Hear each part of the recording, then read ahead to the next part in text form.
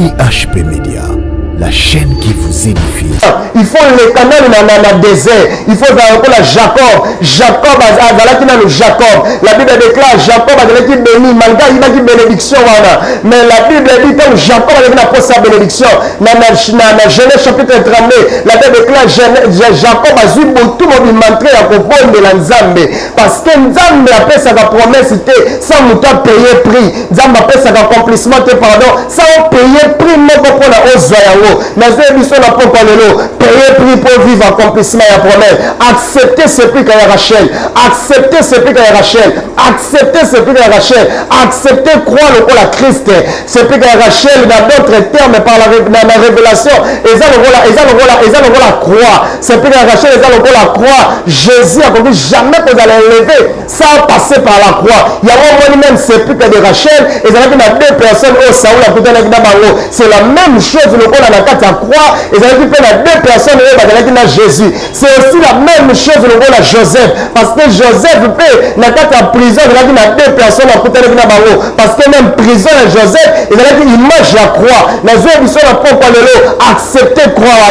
Croix est allé en droit où il y a sonné. Croix est allé en droit où malgré que vous avez l'élévation, le rôle à Jésus, avec une mine à croix, Batumazo Sekaye. La joie du Batumazo Sekayo. Mais ils ont la promesse en Zambé. Mais toi tu as quelque chose que Dieu a libéré sur ta vie. Mais pour encourager mon monde à côté là en France, partout à côté là même au Canada, pour l'embatter, Nzambo ya personne qui a promesse. Azé Bisabako Kalobi, c'est une prophétie dont le temps est déjà fixé. Elle marche vers son terme. Nazé Bisona Pokalelo, prophétie Nzamba personne la vie, Zana Makolo. Nzamba Kosala de toutes les façons. Accompli sa accomplissement là. Saoul a tendance à coûter à deux personnes à ce prix de Rachel. Satan le même prophète a dit ça qui est. À côté exactement le même prophète a dit ça qui est. À côté de deux personnes la prière à ce prix de Rachel. Il va dire ici que Banesso on est que le papa n'a pas amené en haut. Donc Saoul a accepté qu'il collait dans ce prix de Rachel. Et on a jeté n'a pas collé accepté qu'on les la croix. N'a pas collé la jeté accepté qu'on les la croix. N'a pas parlé de la accepter qu'on les galaba sacrifice, accepter qu'on les galaba moment de désert, qu'on les maïoté, Nzamba me met dans désert parce qu'il y a la poste enseigner, Nzamba me met dans désert parce que tu as une grande destinée, Nzamba me met dans zéla parce que na katina yo dans ma kamba minene au fait bima, Nzamba me met on parce que vous êtes différents dans votre famille na yo, na zo déclarer na poko lelo, Nzamba pese makasi, ya ko demeurer toujours na désert wana, Nzamba pese makasi. Il y a un bingate au le désert sans que Nzamba accomplisse sa promesse. La chaîne qui vous édifie.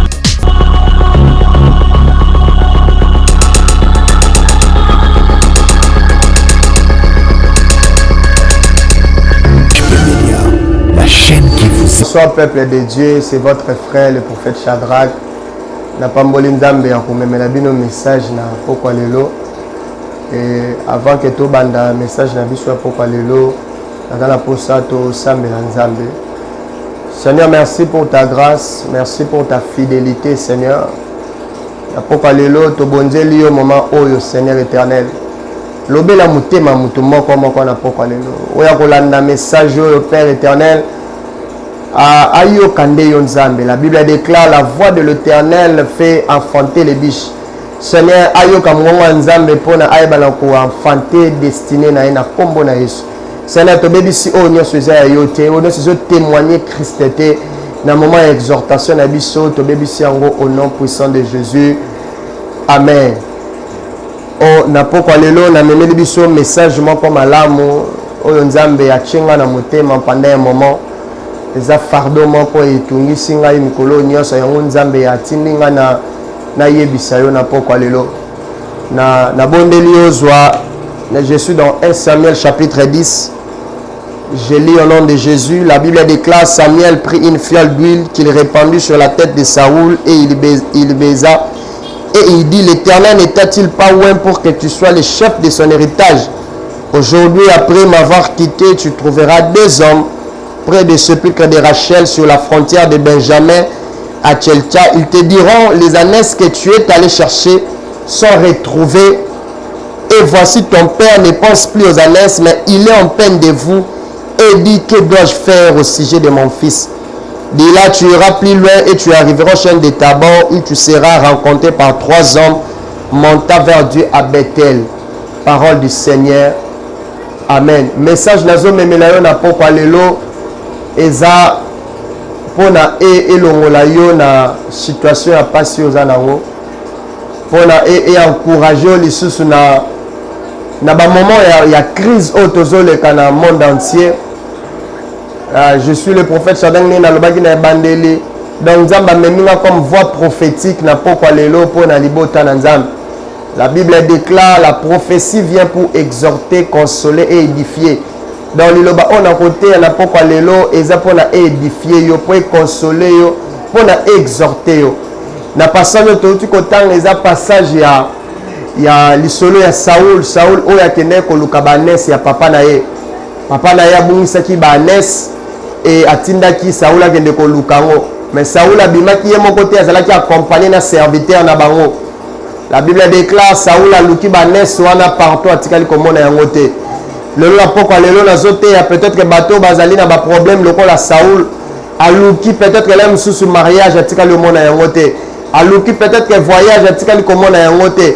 Et Saul est comme na place moko boye mwana nani muto azaki ko accompagner serviteur na bango ayebisi alobi non na mboka oyo tokomi eza na prophète moko za prophète wana akoyebisa au place nani banes babungaki.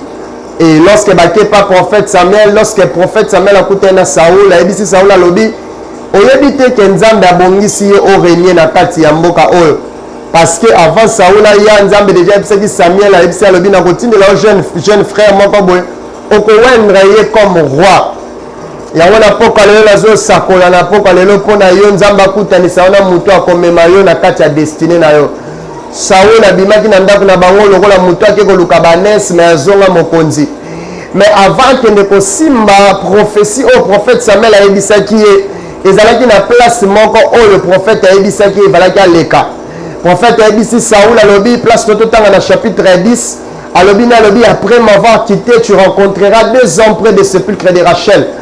Yango na poko lelo na ligne un peu tôt parler sur sépulcre de Rachel. Pourquoi prophète Samuel a fait sa précision à sépulcre de Rachel alors que hier il y a koluka na banes sépulcre de Rachel la kisini sépulcre de Rachel est juste place au bakunda qui Rachel.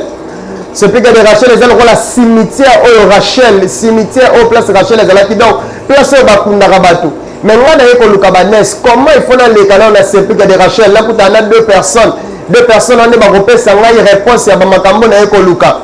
Mais yango nazo yebisa yo mutu aza na promesse Nzambe aza mutu oyo aza lokola je peux dire lokola mwasi aza na zemi oyebi mwasi aza na zemi a se comportera ndenge mona batu te. Et puis eloko na sepelaka na biso bato aza na Afrique mwasi ntango aza na zemi asalaka leeti wana ezali akobongisa bilamba avant mwana abima. Yango moni ntango oza na promesse ya Nzambe eza na makambo oyo fosala mpona opréparer accomplissement ya promesse na yo wana.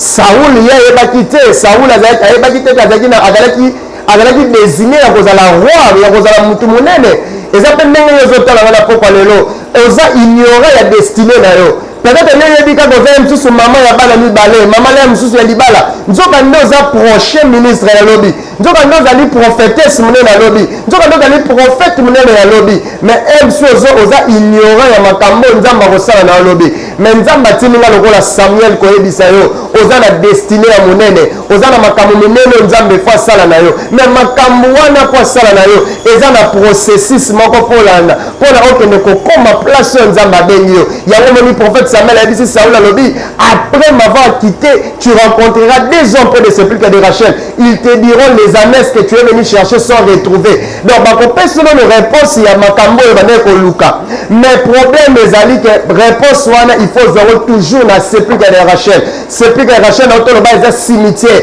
Cimetière eza endroit oyo eza endroit ya plaire, endroit oyo ya kolela, endroit oyo ya mawa parce que na cimetière eza endroit oyo soki baye baza na ba souvenir ya bato bakufela eza endroit moko soki otelemi mutu aza motema monene te peut-être abanda kolela. Yango nazoyebisa mutu na poko lelo ntango oza na promesse ya Nzambe des fois Nzambe amemaka biso na banzela oyo elelisaka biso. Yango ozomona ke ndenge ndenge nini makambo ezomarche te, relation oyo nazalaki esimbi te, ndenge nini affaire oyo nazalaki ekwei, nazoyebisa oyo eza juste sepika ya Rachel, parce que kolela wana nde ekomema yo vivre accomplissement ya promesse ya Nzambe. Nazoteya mutu moko na pokwa lelo, mutu azoleka na bateye ya confusion.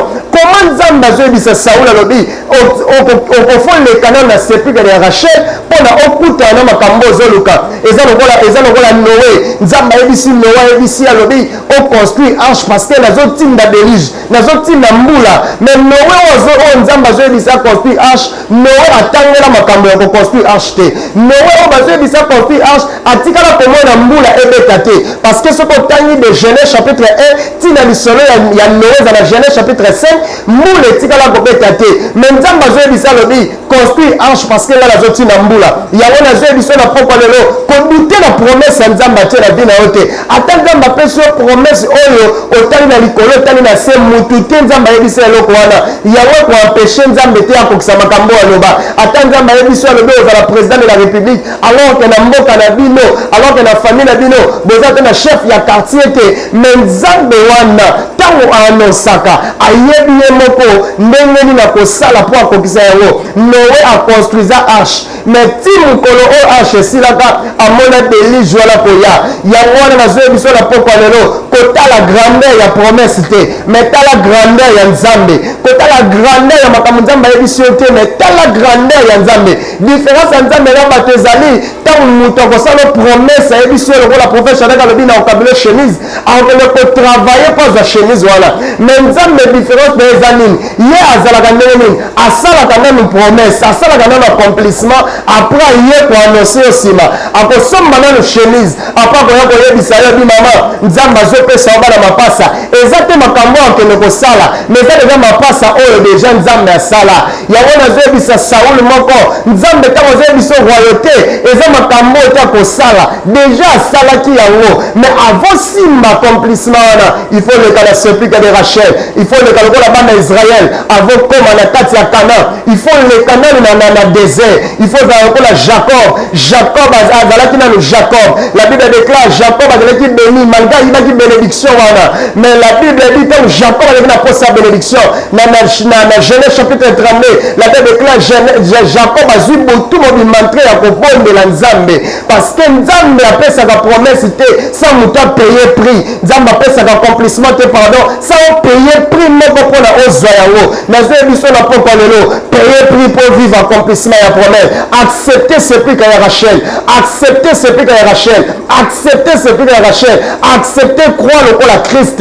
Sepika ya Rachel dans d'autres termes par la révélation eza lokola croix. Sepika ya Rachel eza lokola croix. Jésus a dit jamais que vous allez élever sans passer par la croix. Il y a un même sepika de Rachel et ça veut dire deux personnes au Saoul a peut-être c'est la même chose lokola na kati ya croix et ça veut dire deux personnes au bazalaki na Jésus. C'est aussi la même chose lokola Joseph, parce que Joseph peut na kati ya prison ezalaki na deux personnes a peut-être na bango, parce que même prison ya Joseph ezalaki image ya croix. nazoyebiso na pokwa lelo accepter croix wana. Croix ezali endroit oyo ya soni, croix ezali endroit oyo malgré que oza na élévation lokola Jésus azalaki nini na croix bato bazoseka ye. nazoyebiso na pokwa lelo bato bakoseka yo, mais yo oza na promesse ya Nzambe. bato bakoseka yo, mais toi tu as quelque chose que Dieu a libéré sur ta vie. naye koencourager mutu moko akotalanga na France na partout akotalanga même na Canada kolemba te Nzambe oyo apesaki yo promesse. azoyebisa bakuka lobi c'est une prophétie dont le temps est déjà fixé,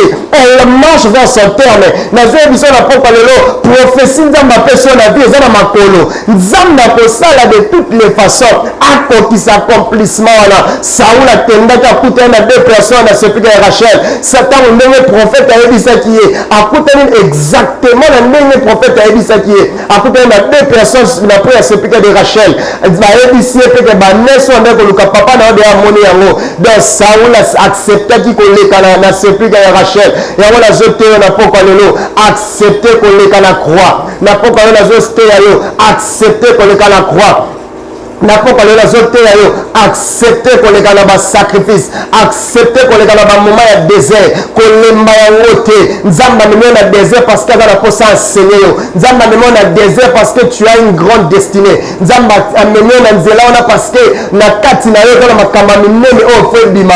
Nzambe amemi yo wana parce que oza différent na bato ya famille na yo. Nazodeklare na poko lelo nzambe apesa makasi ya kodemere toujours na désert wana. Nzambe apesa makasi ya kondinga te olongwa na désert sans que nzambe akoklisa promesse na ye. Nazoteya yo na to na poko lelo nzambe wana apesa makasi ya kozala toujours na foi ata makambo se compliqué mais ozala toujours na foi. Saoul ayokaki makambo prophète ayebisaki ye akendaki na sepulcre ya Rachel akutani na bato bayebisaki ye wana yango nazoyebisa na poko lelo place nzambe amemi azoyebisa yo ya place wana okokutana na lipamboli na yo kotala te eza sepulcre ya Rachel. Peut-être Saoul akoka mpe kose pose baquestion aloba me ndenge nini na sepulcre ya Rachel ndenge nini na cimetière nake ekutana na deux personnes yango nazoyebisa na poko lelo meme na église ozomona pasteur peut-être aza na onction te même na église ozomona lobi non église ezozalaka 3 personnes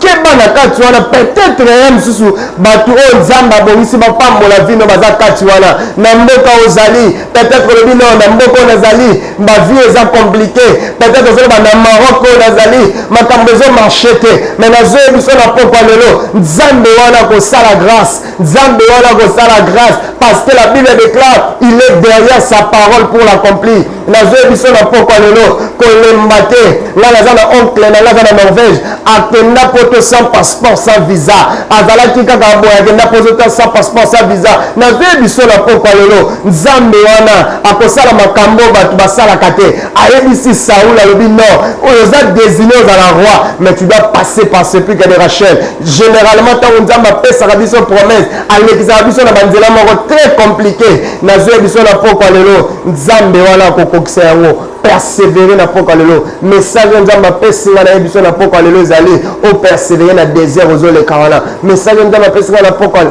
lelo ezali kolemba te bajeune ozosala wana atomoni lelo esimbi te yeba lobi ekosimba ata lobi wana esimbi te kolemba te zala endiron zala lokola Jacob ayebisi ange alobi nakotika te parce que ayebaki ke moto naza na elikia na ye aza nzambe oyo akosaka te. Nazopesa courage na pokwa lelo kolemba te ekosimba kolemba te ekosimba ata mokanda wana nano zwi te kolemba te tala bapromese nzambe ayebisaki yo ayebisi ya bakoka alobi écrit la prophétie grave là sur les tables. Nzambe apesaka prophétie na vie ya bato mpo na aza na posa ntango bamama difficulté obanda otanga yango obanda kotala yango. Nazoyebiso na pokwa lelo nzambe wana akosala lelo makambo minene nzambe wana akokoswa ata mokolo moko te nayebi de makambo nini nazoloba nayebi makambo nini nazoloba parce que nzambe wana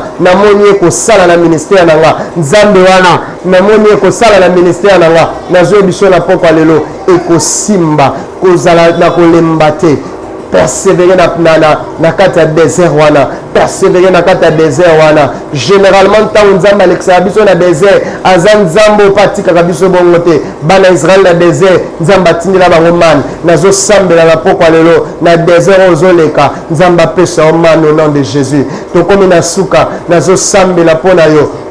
Seigneur, merci pour la liloba o lobeli biso na pokwa lelo nazosambela mpo na mutu moko oyo ayoki parole lelo nzambe mutu azoleka na bata ya difficulté mutu azoleka na baproblème mutu avandi aza na eloko akosala te mosala eza te mbongo ya ndako eza te nazosambela na pokwa lelo nzambe wana aasiste yo au nom de Jésus. Nzambe wana ametre fe na kati ya désert ozoleka na kombo na Yesu. Nzambe wana asala yo makambo asalaki Saoul atango azoluka banes nzambe akutanisi na onction royale. Nazosambela na pokwa lelo ntango peut-être ozoluka na mosusu libala nzambe apesa yo au-delà ya oyo ozoluka na déclare na vie na yo nzambe afongola baporte oza ya kokangama au nom de Jésus. Na déclare na pokwa lelo okota na saison oyo okovivre accomplissement ya nzambe na pamboli vie na yo na pokwa lelo au nom puissant de Jésus-Christ. Amen. Je suis votre frère, le prophète Shadrach. Ba numéro eza ekomami na ba ya écran wana. Ce que dans la posa ya prière, aux dans la posa sur la musala nzambe, pour hésiter te kokomela biso nzambe wana pambola yo. La chaîne qui vous édifie.